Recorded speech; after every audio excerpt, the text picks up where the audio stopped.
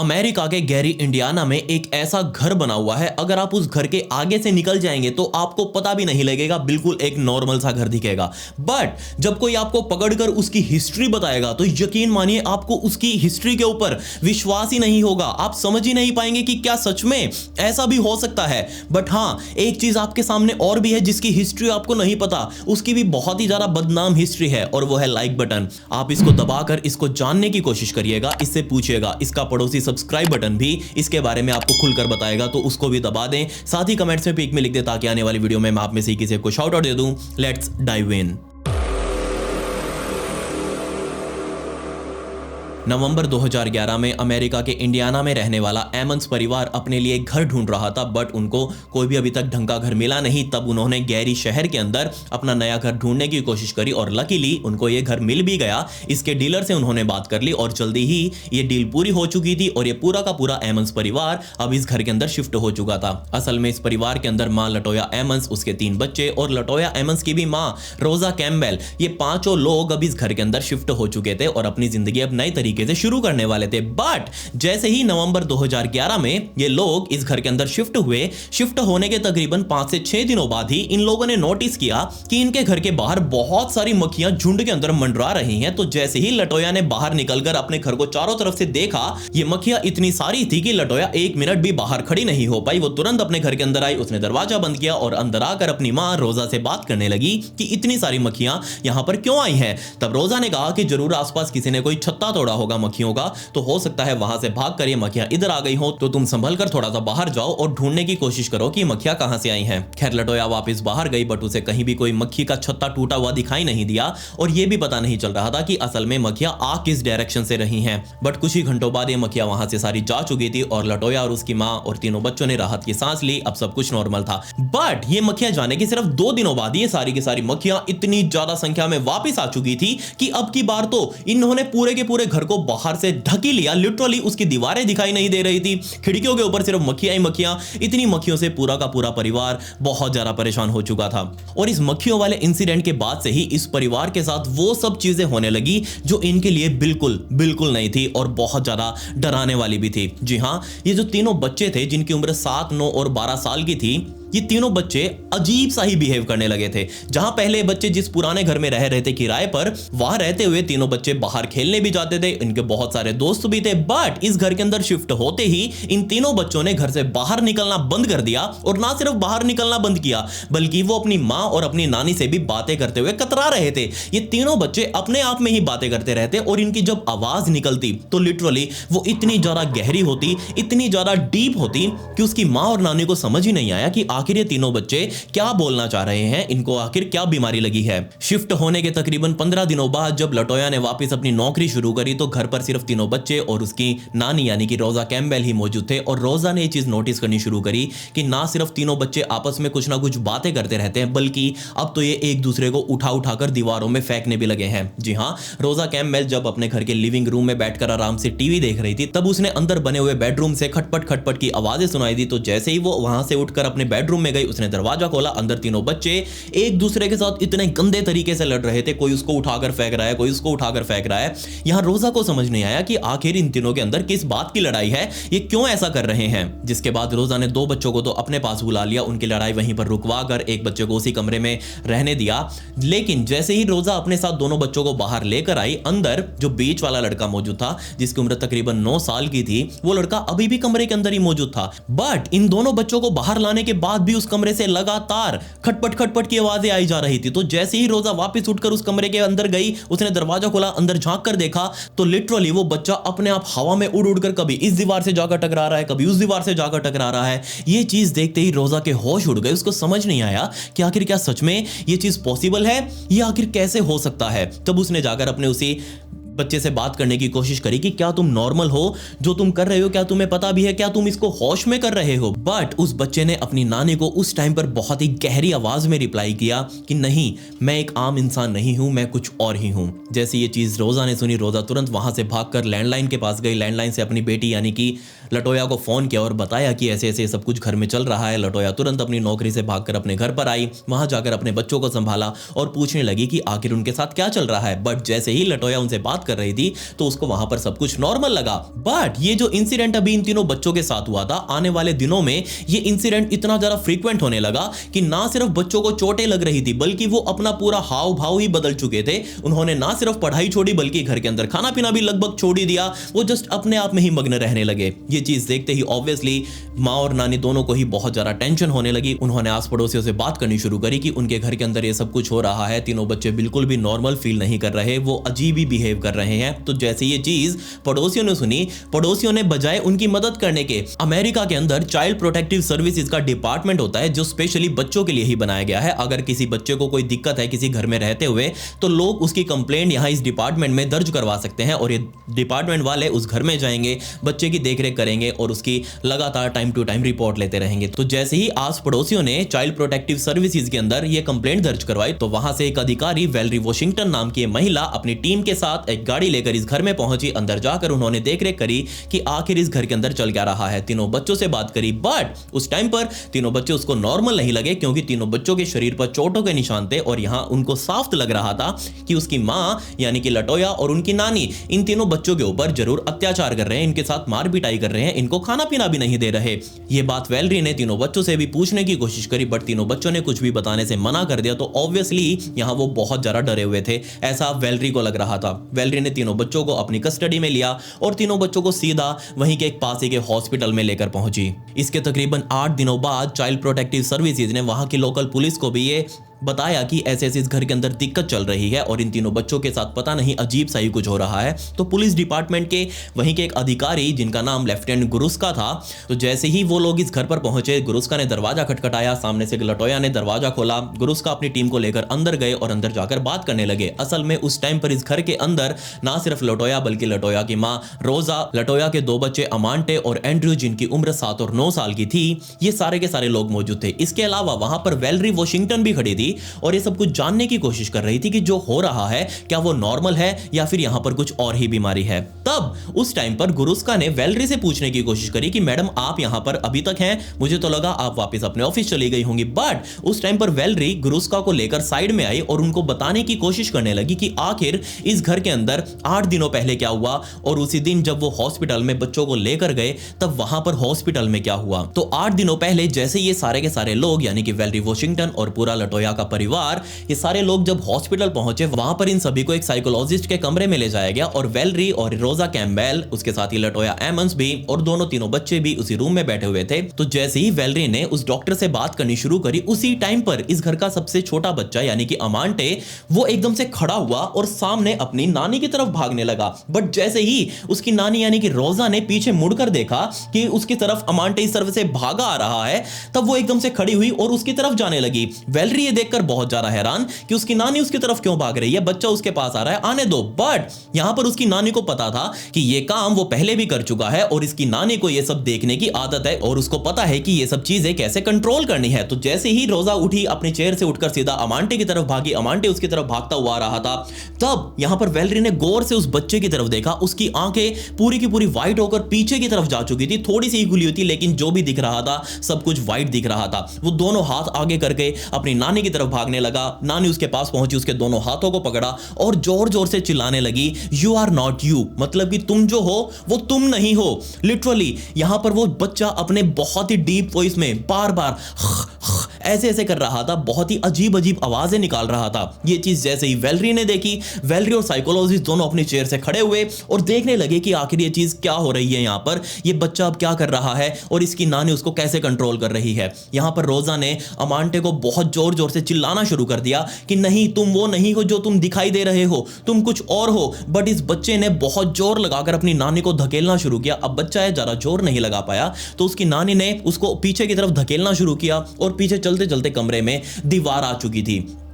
But ये दीवार यहां पर इस बच्चे को रोकने वाली नहीं थी। लिटरली ये चीज वेलरी वॉशिंगटन भी देख रही है, साइकोलॉजिस्ट डॉक्टर भी देख रहा है, लटोया एमंस भी बाहर मौजूद है इस कमरे के। उस टाइम पर वो कमरे में मौजूद नहीं थी और ये दोनों बच्चे भी अब यहां पर इस कमरे में मौजूद थे। उन सभी की आंखों के सामने लिटरली यहां पर चाइल्ड प्रोटेक्टिव सर्विस डिपार्टमेंट की हेड बैठी हुई है। उसने देखा अपनी आंखों से कि उस बच्चे को जैसे ही रोजा पीछे पकड़कर लेकर गई, वो बच्चा जिसके दोनों हाथ आगे की तरफ उसकी नानी ने पकड़े हुए हैं, वो पीछे चलते चलते एकदम से ही दीवार पर उसके दोनों पैर चढ़ चुके थे और दीवार पर ही वो टेढ़ा चढ़ने लगा। बस आप इमेजिन करके देखिए, दोनों पैर उसके दीवार पर चढ़ते जा रहे थे, उसके हाथ आगे से उसकी नानी ने पकड़े हुए हैं और बहुत तेजी से वो बच्चा पीछे दीवार पर चढ़ते हुए आगे की तरफ गुलाटी मारकर आगे की तरफ जंप करके नीचे आकर खड़ा हो चुका था।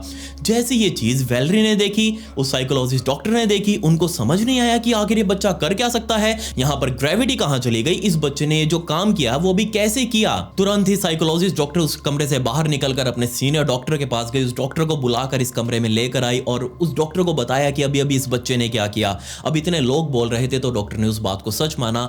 वो उस बच्चे के पास गया। इस टाइम तक अमांटे बिल्कुल नॉर्मल हो चुका था, उसकी आंखें भी ठीक हो चुकी थी, वो नॉर्मल आवाज में बोल पा रहा था।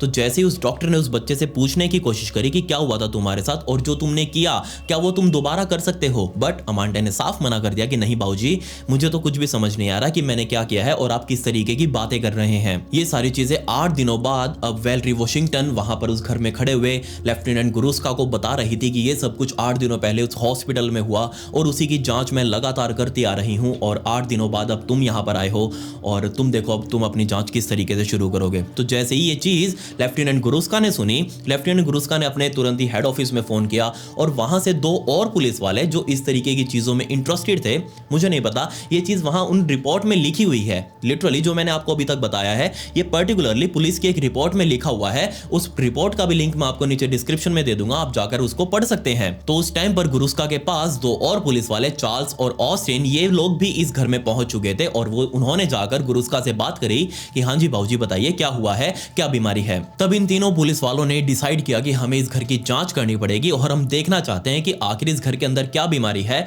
क्योंकि ये बच्चे जिस घर में पहले रहा करते थे वहां बिल्कुल नॉर्मल थे, पूरा परिवार नॉर्मल था, बट जैसे वो इस घर के अंदर शिफ्ट हुए हैं उसके बाद से ही इस घर के अंदर ये सब कुछ होना शुरू हुआ है। तो हमें इस घर की जांच करनी पड़ेगी कि यहाँ पर कुछ अजीब तो नहीं है। बट इससे पहले कि पुलिस वाले अपनी जांच शुरू कर पाते, यहाँ लटोया खड़ी हुई और वो सामने आई इन दोनों पुलिस वालों के पास और उसने आकर इन तीनों पुलिस वालों को कहा कि आपको जो करना है इस घर के अंदर करिए, बट जिस टाइम पर आप अपनी जांच करेंगे हम इस घर के अंदर नहीं रहेंगे, हमारा परिवार इस घर के बाहर ही खड़ा होगा, क्योंकि हमें इस घर के अंदर रहते हुए बहुत ज्यादा डर लग रहा है और आप जब जांच करेंगे तो आप सब कुछ उखाड़ उखाड़ कर भी देखेंगे, अंदर झांक कर भी देखेंगे, बट हम इस टाइम पर घर के बाहर ही खड़े होंगे। बट उस टाइम पर पुलिस वालों ने कहा कि नहीं, आप में से कोई एक व्यक्ति तो हमारे साथ होना जरूरी है ताकि जो भी हो आपकी आंखों के सामने ही हो। यहां पर लटोया तुरंत ही अपने तीनों बच्चों के पास गई, उसने अपने तीनों बच्चों को उठाया और घर से बाहर गई और रोजा कैम्पबेल यानी कि लटोया की मां, वो अब इन पुलिस वालों की टीम में शामिल हो चुकी थी और ये सारे लोग मिलकर अब इस घर की जांच करने वाले थे। तो असल में घर बिल्कुल सिंगल स्टोरी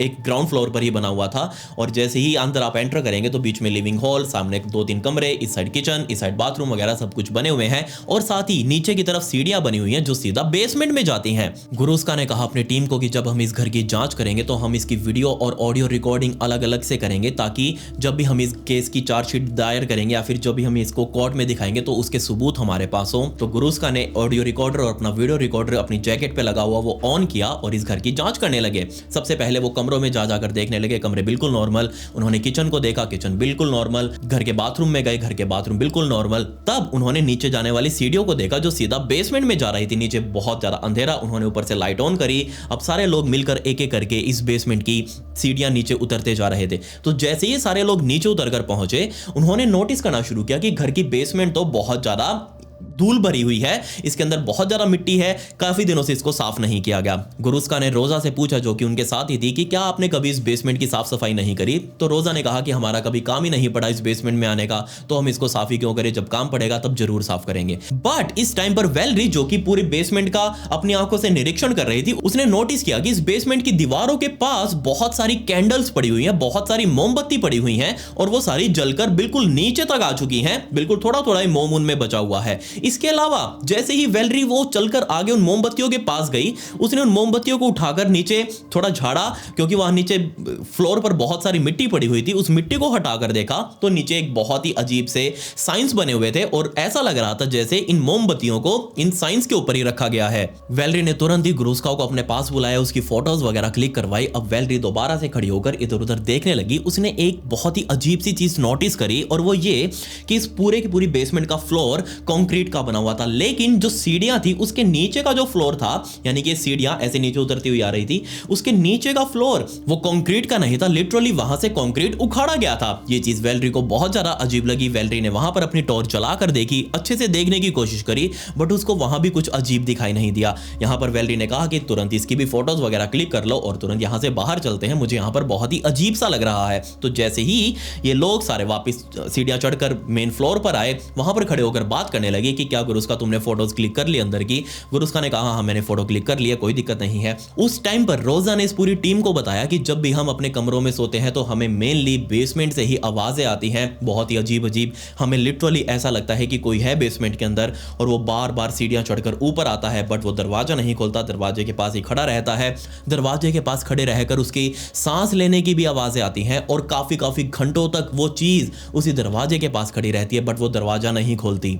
ये सारी बातें सुनकर पुलिस वालों की टीम, चाइल्ड प्रोटेक्टिव सर्विसेज वाली टीम अपने अपने ऑफिस पहुंच चुकी थी और जैसे ही लेफ्टिनेंट गुरुस्का अपने ऑफिस पहुंचे, उन्होंने अपने वो कैमरा से सारी फुटेज वगैरह निकालनी शुरू कर दी और एक एक फोटो और वीडियोस को ध्यान से देखने लगे। बट इन्हीं फोटोज के अंदर उन्होंने एक फोटो क्लिक करी थी जब वो सीढ़ियों से नीचे उतर रहे थे बेसमेंट में जाने से पहले, और इसी फोटो के अंदर उनको कुछ बहुत ही अजीब सी चीज दिखाई दी। उनको याद है जब वो इस सीढ़ियों से नीचे उतर रहे थे, सीढ़ियां बिल्कुल क्लियर थी, नीचे कुछ भी दिखाई नहीं दे रहा था, लेकिन इस फोटो के अंदर इस सीढ़ियां उतरते हुए नीचे की तरफ धुआं दिखाई दे रहा है और वो धुआं बहुत ही अजीब सी शेप में है। जैसे ही उन्होंने थोड़ा सा जूम करके देखा, ये क्लियरली साफ हो रहा था कि ये धुआं किसी इंसान का रूप लिए हुए है। जैसे ये चीज गुरुस्का ने देखी, उसने तुरंत ही और फोटोज को खंगालना शुरू किया और लिटरली नीचे बेसमेंट में जितनी भी फोटोज क्लिक की गई थी, उस बेसमेंट की फोटोज के अंदर उनको हर जगह पर हरे रंग का धुआं दिखाई दे रहा था। उसने तुरंत अपना फोन उठाया और दूसरे पुलिस ऑफिसर ऑस्टिन को फोन किया और उसको पूछने लगा कि यार जब हम नीचे जा रहे थे तो क्या हमें वहां पर कोई सफेद रंग का धुआं दिखाई दिया था? तो उसने कहा कि नहीं यार, धुआं तो वहां कोई था ही नहीं, अगर वहां खड़े होते तो हमें वो धुआं इधर उधर जाता हुआ जरूर दिखाई देता। इसके अलावा नीचे बेसमेंट में भी उनको कहीं पर वो हरे रंग का धुआं दिखाई नहीं दिया। जैसे ये चीज ऑस्टिन ने सुनी, उसका भी माइंड परेशान हो गया कि यार ऐसा कैसे हो सकता है। उसने तुरंत कहा कि ये फोटोज जरा मुझे भेजो, मैं भी देखता हूं कि आखिर ये क्या बीमारी है। इसके अलावा तुरंत ही गुरुस्का ने अपने ऑडियो रिकॉर्डर के अंदर जो ऑडियो रिकॉर्ड करी थी उसकी चिप अपने लैपटॉप में लगाई और उसकी रिकॉर्डिंग को ध्यान से सुनने लगा। जब वो सारे लोग आपस में नीचे बेसमेंट में खड़े होकर बातें कर रहे थे, उस सब की आवाजों के अलावा एक और आवाज थी उस रिकॉर्डिंग के अंदर जो बार बार उनकी बातों को इंटरप्ट कर रही थी। लेकिन जब वो नीचे खड़े हुए लोग बातें कर रहे थे बेसमेंट में, उनको उस टाइम पर कुछ भी सुनाई नहीं दिया, सिर्फ उन्हीं की आवाज उन तक पहुंच रही थी। लेकिन ये तीसरी आवाज आखिर इसके बीच में कहां से आ गई? इस आवाज ने 2 बार इस पूरी रिकॉर्डिंग के अंदर हे बोला। गुरुस्का को ये घर बहुत ज्यादा परेशान कर रहा था, उसको समझ नहीं आ रहा था कि आखिर वो करे तो करे क्या।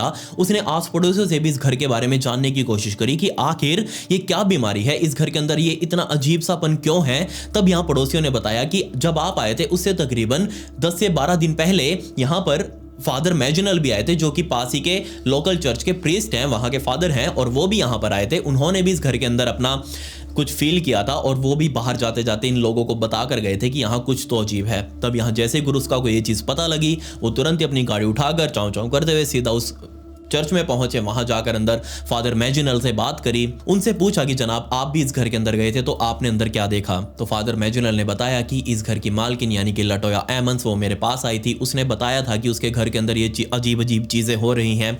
तब उसी की रिक्वेस्ट पर मैं अपने साथ अपने 2 साथियों को लेकर इस घर में गया था। तो जैसे ही मैं इस घर में गया, हम जाकर बीच में मेन हॉल में जो सोफा लगा हुआ है उस सोफे पर बैठे हुए थे और मेरे पीछे जो बाथरूम था उसकी लाइट्स अपने आप ऑन ऑफ हो रही थी। तो जैसे ही मेरा ध्यान पीछे बाथरूम की तरफ गया, मैंने यहाँ लटोया से पूछा कि क्या अंदर का बल्ब खराब है। तब लटोया ने मना कर दिया कि नहीं, ये बल्ब एकदम ओके है, बट अभी अभी ये चसबुच कर रहा है, वरना तो ये ओके ही रहता है। तो जैसे ये चीज मैजिनल ने सुनी, मैजिनल अपने सोफे से उठे और वो पीछे मुड़कर सीधा बाथरूम में गए देखने के लिए कि आखिर अंदर क्या चीज है जो इसको ऑन ऑफ कर रही है। बट अंदर कुछ भी चीज अजीब नहीं थी। अंदर जाते ही वो बल्ब एकदम सही हो चुका था, वो जल रहा था, कॉन्स्टेंट जल रहा था। बट जैसे ही फादर मैजिनल वापिस इस बाथरूम से बाहर निकले, उसने तुरंत दोबारा से चसबुच करना शुरू कर दिया। ये चीज मार्जिनल को बहुत ही अजीब लगी। वो तुरंत जाकर लटोया से पूछने लगी कि ये तो बहुत ही कुछ अजीब सा है, यहाँ पर मुझे कुछ बहुत ही अजीब फील हो रहा है। इतने में ही लटोया जब उनसे बात कर रही थी, उनसे कुछ बोलने ही वाली थी, उसका ध्यान, खुद का लटोया का ध्यान सामने मौजूद उसकी घर की खिड़की पर गया और उस खिड़की से बहुत ही अजीब सा एक लिक्विड नीचे शीशे पर टपक के जा रहा था, बार बार टपके ही जा रहा था। लटोया ने फादर से कहा कि फादर आप जरा एक बार पीछे और देखिए, देखिए ये जो खिड़की लगी हुई है इसके ऊपर से ये अजीब सा लिक्विड पता नहीं कहां से आ रहा है, आज से पहले तो हमने नहीं देखा। उस लिक्विड को देखते ही फादर मैजिनल तुरंत ही उस खिड़की के पास गए, उस शीशे पर लगे हुए लिक्विड को अपनी उंगलियों पर लगाकर चेक करने की कोशिश करने लगे, बट उनको समझ ही नहीं आया कि आखिर ये लिक्विड क्या बीमारी है। ये बहुत ही ऑयली सा है, गाढ़ा सा है, बट जैसे उन्होंने ऊपर की तरफ देखा वो लिक्विड ऊपर से कंटिन्यू नीचे आए जा रहा था, शीशे के ऊपर आए जा रहा था। लेकिन यहां उनको लगा कि हो सकता है कोई पाइप ऊपर से जा रहा हो और वो लीक हो चुका हो, लेकिन यहां लटोया ने बताया कि उसके पास इस घर के पूरे प्लम्बरी का नक्शा है, कहां कहां कौन सा पाइप लगा हुआ है उसको पता है, लेकिन इस नक्शे के अंदर यहां से कोई भी पाइप नहीं जा रहा, यहां सिर्फ ये शीशा है और ऊपर वुडन वॉल है। आपको पता होगा कि अमेरिका जैसे देशों में वुडन घर ही बनाए जाते हैं आज भी, तो ऊपर वुडन की वॉल है, उसके अंदर से कोई पाइप नहीं जा रहा, ये लिक्विड कहां से आ रहा है अभी तक समझ नहीं आया। और जिस टाइम पर फादर मैजिनल अपने हाथों में लगा हुआ लिक्विड चेक कर रहे थे, उसी टाइम पर जिस खिड़की के ऊपर ये खड़े थे उसी खिड़की के बराबर में पर्दे भी लगे हुए थे, वो पर्दे अपने आप हिलने लगे। ये चीज देखते ही फादर मैजिनल ने चारों तरफ अपने मुंह घुमाकर देखा कि आखिर कोई हवा तो कहीं से नहीं आ रही, बट कोई भी पंखा नहीं चालू, कोई भी कूलर चालू नहीं, कोई भी खिड़की दरवाजे सारे बंद पड़े हैं, फिर ये हवा कहां से आ रही है और हवा आ भी रही है तो उनको फील क्यों नहीं हो रही। वो तुरंत ही पीछे हटे और जैसे ही पीछे हटे उनका ध्यान नीचे फ्लोर पर गया। फ्लोर पर एक बहुत ही बड़ा फुटप्रिंट अभी अभी उनकी आंखों के सामने आया था और जैसे ये चीज उन्होंने देखी, उन्होंने घर के सारे लोगों के पैर देखने शुरू किए कि क्या किसी का पैर इतना बड़ा भी है, बट वो एक आम इंसान के पैरों से तकरीबन 3 से 4 गुना ज्यादा बड़ा फुटप्रिंट था। ये चीज होता देख फादर मैजिनल समझ चुके थे कि नहीं, इस घर के अंदर जरूर कुछ है और उन्होंने अपने मंत्र वगैरह बोलने उस घर के अंदर शुरू किए और इस मंत्रों को बोलने के बाद ही बहुत सारी चीजें इस घर के अंदर होने लगी। घर के अंदर बहुत सारी खटपट की आवाजें आ रही थी, स्पेशली नीचे बेसमेंट से। घर के सारे पर्दे अपने आप हिल रहे थे, अलग अलग जगहों से, जहां वो लिक्विड पहले सिर्फ इस शीशे पर आ रहा था खिड़की पर, अब वो दीवारों से अलग अलग जगहों से नीचे टपकने लगा। ये चीज देखते ही सारे घर वाले भी डर चुके थे, फादर मैजिनल भी समझ चुके थे। उन्होंने तुरंत पूरे परिवार को घर के बाहर बुलाया और लटोया को बताया कि ना सिर्फ यहां पर 1-2 बल्कि तकरीबन 200 से भी ज्यादा डेविल्स, 200 से भी ज्यादा अलग अलग शक्तियां इस घर के अंदर मौजूद हैं और ये चीज मैं कंफर्म बोल रहा हूं, लिख कर दे सकता हूं। इस घर के अंदर तुम्हारा या फिर तुम्हारे परिवार का रहना खतरे से खाली बिल्कुल भी नहीं है। जितना जल्दी हो सके तुम लोग इस घर को खाली कर दो। और यही वो रीजन था जब बाद में पुलिस वाले इस घर की जांच करने वाले थे, उस टाइम पर लटोया ने पुलिस वालों को कह दिया था कि नहीं, जांच करो, हम इस घर के अंदर तुम्हारी जांच के अंदर शामिल नहीं होंगे, हम बाहर खड़े रहेंगे। 28 अप्रैल 2012 का दिन आते आते एमंस परिवार ने फाइनली ये घर वहीं पर छोड़ दिया। उस घर से वो अपना सारा तामझाम समेट कर बाहर निकल चुके थे और कहीं और जाकर होटल में रहने लगे। लेकिन वो होटल भी ज्यादा दूर नहीं था, वो बार बार सुबह आते अपने घर को चेक करने के लिए। घर पूरा बंद, एकदम ओके, कोई भी वहां पर दिक्कत नहीं। 10 मई 2012 का दिन आ चुका था जब फाइनली गुरुस्का ने एक और चाइल्ड प्रोटेक्टिव सर्विसेज डिपार्टमेंट के अधिकारी को अपने साथ बुलाया और कहा कि चलो हम इस घर के अंदर दोबारा से जांच करके आते हैं और जानने की कोशिश करते हैं कि आखिर इस घर के अंदर चल क्या रहा है। और जैसे ये गुरुस्का और उसकी टीम पूरी इस घर पर पहुंची, उन्होंने तुरंत फोन करके लटोया एमंस को भी यहां पर बुलाया और साथ ही जैसे ये लोग सारे इकट्ठा होने लगे, पूरा परिवार भी यहां पर आ चुका था, चाइल्ड प्रोटेक्टिव सर्विसेज डिपार्टमेंट वाले भी आ चुके थे, पुलिस अधिकारी भी आ चुके थे। तो यहां पर इतनी भीड़ को इकट्ठा होता देख सारे पड़ोसी भी यहां पर आए और उन सभी पड़ोसियों ने इस घर के बारे में अजीब अजीब चीजें बोलनी शुरू कर दी। पुलिस वालों को उन्होंने बताया कि रात के टाइम पर इस घर के अंदर कोई है जो बार बार लाइट ऑन करता है, लाइट ऑफ करता है, अंदर बैठकर टीवी भी देखता है, अंदर खाना भी पकाता है, क्योंकि चिमने से उनको धुआं निकलते हुए बाहर दिखाई दे रहा था। तो ऑब्वियसली अंदर कोई रह रहा है, तभी तो ये सारी चीजें हो रही हैं, वरना कैसे होती अगर कोई ना होता तो। ये चीज सुनते ही गुरुस्का बहुत ज्यादा टेंशन में आ चुके थे। उन्होंने तुरंत अपने अधिकारियों को फोन लगाया और कहा कि हमें और ज्यादा पुलिस फोर्स चाहिए। कोई है व्यक्ति जो इस घर के अंदर घुस गया है, तो हो सकता है उसके पास हथियार भी हो सकता है वो हम पर हमला कर दे, तो हमें एक बैकअप सपोर्ट में पुलिस की एक टीम चाहिए जो हमको कवर करेगी। तुरंत ही वहां पर पुलिस के 9 यूनिट की गाड़ी पहुंच चुकी थी। उसके अंदर जितने भी पुलिस वाले सवार थे वो अपने साथ हथियार लेकर इस घर के बाहर खड़े हो चुके थे। अब फाइनली ये सारे लोग मिलकर इस घर के अंदर जाने वाले थे, जिसके बाद गुरुस्का ने घर का ताला खोला, बट किसी को भी अंदर जाने से पहले उन्होंने डॉग स्क्वाड के एक डॉग को अंदर भेजा ये चेक करने के लिए कि क्या अंदर कुछ है तो नहीं, क्या कोई आदमी तो अंदर छुपा नहीं हुआ, कहीं वो हम पर छुपकर हमला ना कर दे। तो डॉग पहले अंदर गया, पूरे घर की जांच करके आया, लेकिन उसको कुछ भी अजीब नहीं लगा, तो वापस पास आ चुका था इस टीम के। ये चीज होते ही कंफर्म हो चुका था अंदर कोई भी मौजूद नहीं है, जो भी व्यक्ति था हो सकता है वो यहां से भाग चुका हो। तब ये पूरी की पूरी टीम इस घर के अंदर घुसी। रोजा कैम्पबेल भी मौजूद थी, लटोया एमएस भी मौजूद थी, गुरुस्का भी मौजूद था, वैलेरी वॉशिंगटन भी मौजूद मौजूद थी। इसके अलावा और भी बहुत सारे पुलिस वाले इस घर के अंदर मौजूद थे। अब जो चीज यहां पर मैं बताऊंगा आपको वो लिटरली पुलिस की रिपोर्ट में लिखी हुई है और हो सकता है शायद आप इस चीज के ऊपर विश्वास भी ना करें। तो जैसे ये लोग घर के अंदर घुसे, इन्होंने घर की लाइट्स ऑन करी। ऊपर वाला फ्लोर एकदम ओके, कहीं से भी उसको टच किया हुआ लग नहीं रहा था। जैसे लोग इसको छोड़ कर गए थे 2 हफ्ते पहले, यानी कि 28 अप्रैल को, 10 मई के दिन भी वो बिल्कुल वैसा का वैसा ही था। कहीं से भी नहीं लग रहा था कि कोई यहां पर आया हो। बट जैसे ये लोग नीचे बेसमेंट की तरफ जाने लगे, सभी ने अब नीचे बेसमेंट पर जाने वाले सीढ़ियों की लाइट्स को ऊपर से ही ऑन किया। इन लोगों ने नोटिस किया कि इस बेसमेंट की सीढ़ियों पर बहुत ही अजीब सा, बहुत ही गाढ़ा सा लिक्विड नीचे की तरफ बहता हुआ जा रहा है। बट ना सिर्फ वो बहता हुआ जा रहा है, बल्कि वो नीचे फ्लोर से घूमते हुए अपने आप सीढ़ियों के नीचे जाकर गायब भी हो रहा है। ये चीज ऊपर से ही दिखाई दे रही थी। बस आप सोचकर देखिए, आप किसी सीढ़ियों के ऊपर खड़े हो और कोई पानी इन सीढ़ियों के ऊपर से बहता हुआ जा रहा है और अपने आप नीचे बहकर अपने आप वो टर्न भी ले रहा है और सीढ़ियों के नीचे जाकर गायब भी हो जा रहा है। ऐसे कैसे हो सकता है? लिटरली ये सभी के सभी लोग उस लिक्विड के अंदर अपने पैरों को रखते हुए नीचे सीढ़ियां उतरने लगे। इसी बीच एक व्यक्ति ने, एक पुलिस ऑफिसर ने अपने हाथ को साइड वाली दीवार के ऊपर टच कर दिया नीचे उतरते उतरते। बट जैसे ही उसने टच किया, वो दीवार इतनी ज्यादा उसे गर्म लगी कि उसने तुरंत अपना हाथ झटकाया और अपने हाथ को मसलने लगा कि आखिर उसके हाथ के साथ अभी क्या हुआ है। वो जोर जोर से चिल्लाकर बताने लगा गुरुस्का को कि सर, मेरे हाथ को बहुत ज्यादा जलन हो रही है, मैंने जस्ट हाथ रखा था इस दीवार के ऊपर, बट ये दीवार वैसे तो बिल्कुल ठंडी है, आप टच करके देखिए, लेकिन मेरे हाथ को बहुत ये गर्म लग रही थी, इसने मेरे हाथ को जला दिया। लिटरली उस टाइम पर सभी पुलिस वालों ने उसके हाथ को पूरा का पूरा व्हाइट होते हुए देखा। ऐसा लग रहा था जैसे किसी ने उसके ऊपर गरम गरम मोम डाल दिया हो। बट उस टाइम पर गुरुस्का ने कहा कि कोई बात नहीं, तुम एक काम करो, बाहर ही खड़े रहो, हम जाकर नीचे देख के आते हैं कि आखिर क्या बीमारी है। नीचे जाते ही सभी लोग फ्लोर पर खड़े होकर ये चीज डिस्कस करने लगे कि आखिर ये ऑयली चीज, ये अजीब सा लिक्विड है क्या, और ये कहां से आ रहा है और कहां जा रहा है। यहाँ पर रोजा कैम्बेल भी खड़ी थी, लटोया एमंस भी खड़ी थी। इन दोनों से पूछा गया कि देखिए, आप जब गए थे तब आपने सारी घर की टुंटियां वगैरह, नल वगैरह सारे बंद करे थे ना प्रॉपरली। यहाँ पर लटोया ने कहा कि जनाब, आप मेरी बात का विश्वास मत करिए, हम तो आपके साथ ही घुसे हैं, आप जाकर खुद देख कर आइए, जितने भी घर में नल है, टुंटियां हैं, तो सारी की सारी अभी तक बंद हैं और घर के अंदर किसी भी पानी की लीकेज नहीं है। और दूसरी बात, ये जो चीज टपक रही है, ये पानी है ही नहीं। पानी आप भी पीते हैं, मैं भी पीती हूं, हमको पता है कि पानी कैसा है, बट ये चीज पानी नहीं है। तो ऑब्वियसली हम इस चीज का करेंगे भी क्या, और ये चीज कहां से आ रही है हमें भी नहीं पता। इसके अलावा घर के अंदर पिछले 2 हफ्तों से कोई आया भी नहीं था। बेशक पड़ोसियों को लग रहा था कि कोई है अंदर, लेकिन देखने पर ऐसा बिल्कुल भी नहीं लगा कि कोई यहां पर 2 हफ्तों के बीच में आया हो, यहां पर उसने किचन के अंदर कुछ बनाया हो या फिर सोफा यूज किया हो। वो सोफा बिल्कुल ढके ढके थे, किसी ने भी उसको इस्तेमाल नहीं किया। तो फिर ये चीज आखिर थी क्या, आखिर यहां पर क्या चल रहा था इस घर में। यहां फ्लोर पर खड़े खड़े वेलरी वॉशिंगटन, गुरुस्का दोनों को ही ये चीज एक टाइम पर याद आई कि यहां पिछली विजिट पर जब वो आए थे तब रोजा कैम्बेल ने बताया था कि जब वो रात को सोते हैं तो उनको बेसमेंट से आवाजें आती हैं और बेसमेंट से ही कोई व्यक्ति है जो सीढ़ियां चढ़ के ऊपर आता है, बट दरवाजा नहीं खोलता, दरवाजे के साथ ही खड़ा होकर सांसें लेता रहता है, लेकिन वो घंटों तक खड़ा रहेगा, बाहर नहीं आएगा।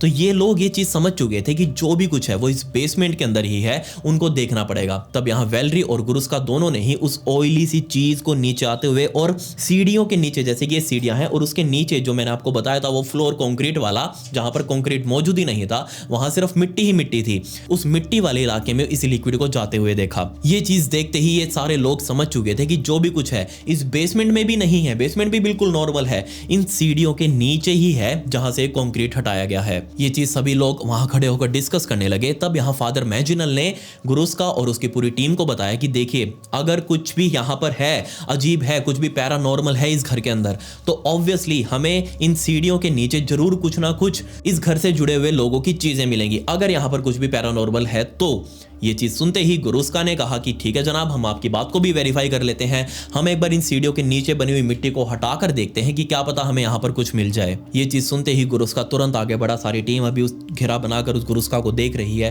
वो सीढ़ियों के नीचे गया और उस मिट्टी को खोदने लगा और खोदते खोदते ही 2 फीट गहराई में जाने पर ही यहाँ पर उसको सबसे पहले इस खुदाई में लेडीज अंडरवेयर मिली। उसने उस अंडरवेयर को उठाकर बाहर की तरफ रखा और सभी को देखने लगा। इसके अलावा सभी के चेहरों पर ऑब्वियसली उस टाइम पर स्माइल थी, बट कोई बात बात नहीं, यहाँ गुरुस्का ने फिर अंदर खुदाई करनी शुरू करी। खोदते खोदते उसे ऊपर उनके किचन का एक फ्राई पैन अंदर पड़ा हुआ मिला। उस फ्राई पैन को उठाकर उसने बाहर रखा। इसके अलावा और खोदते खोदते उसे अंदर एक पेन पड़ा हुआ मिला। उस पेन को उठाकर बाहर रखा।